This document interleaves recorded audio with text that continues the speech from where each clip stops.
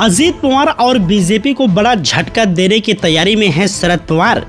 NCP SP में शामिल हो सकते हैं ये 9 दिग्गज नेता। मची अफरा तफरी। बताते चले, लोकसभा चुनाव में महागठबंधन के साथ रहे कई नेता अब विधानसभा चुनाव में उम्मीदवारी पाने के लिए महाविकास आघाड़ी का रुख कर सकते हैं।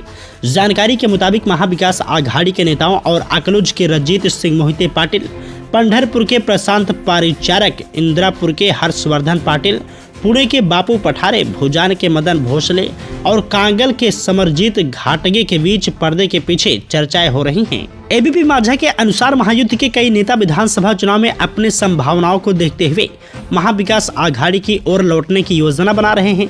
आने वाले दिनों में कई बड़े नेताओं की वापसी की उम्मीद की जा रही है। शरद पवार गुट में शामिल होने वाले संभावित नेताओं की बात करें तो बीजेपी के विधान परिषद विधायक रणजीत सिंह मोहिते पाटिल माधा विधानसभा क्षेत्र से चुनाव लड़ सकते हैं। रणजीत सिंह, जिन्होंने अपने चचेरे भाई के लोकसभा अभियान को गुप्त रूप से संभाला था, अब बीजेपी से नाता तोड़ सकते हैं। माढ़ा विधानसभा क्षेत्र के मौजूदा विधायक बाबन दादा शिंदे शरद पवार से लगातार मिल रहे हैं, जो फिलहाल अजीत पवार की पार्टी में है।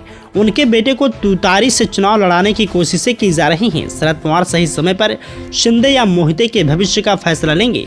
पंढरपुर से प्रशांत पारिचारक, जो पिछले 6 सालों से बीजेपी के साथ विधान परिषद में हैं, आगामी विधानसभा चुनाव में बीजेपी विधायक साधव अवताड़े के खिलाफ मैदान में उतर सकते हैं। इसी तरह सांगोला विधानसभा क्षेत्र से एकनाथ शिंदे की पार्टी के मौजूदा विधायक शाहजी बापू पाटिल की उम्मीदवारी गठबंधन द्वारा तय मानी जा रही है।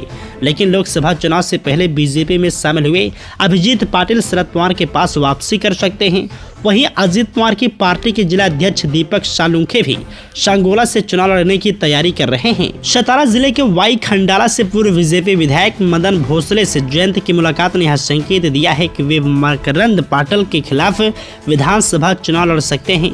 रामराजे नाइक निम्बालकर और उनके समर्थक विधायक दीपक चौहान भी महायुति से नाता तोड़कर तुतारी चुनाव चिन्ह पर चुनाव लड़ने की तैयारी में हैं। पिछले कुछ सालों से बीजेपी के साथ रहे हर्षवर्धन पाटिल, जो पुणे जिले के इंदापुर से चुनाव लड़ने की तैयारी में हैं, अजीत पवार की पार्टी के मौजूदा विधायक दत्तात्रेय भरणे की उम्मीदवारी तय होने का इंतजार कर रहे हैं।